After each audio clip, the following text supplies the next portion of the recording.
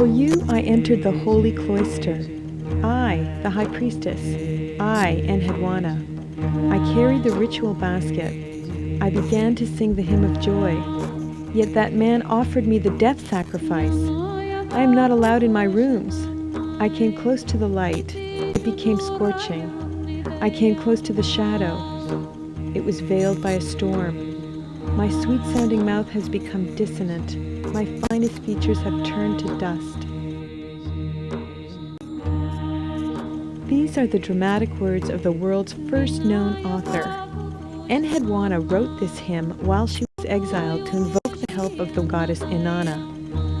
She was the high priestess of the moon god Nana and lived over 4,300 years ago in Mesopotamia, which is now called Iraq.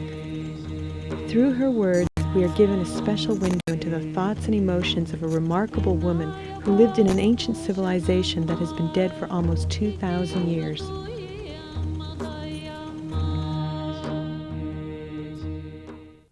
I came across Enheduana in my research of the Old Akkadian period, which is the first world empire. I wanted to know more about her because she is passed over in silence by the historians of the past and the present generations. And she was a woman who played a pivotal role in these momentous events. In the case of Enheduana, we're dealing with a real flesh and blood person. We have here the earliest non-anonymous author in world literature.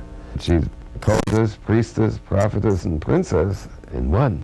So she's interesting on a variety of counts.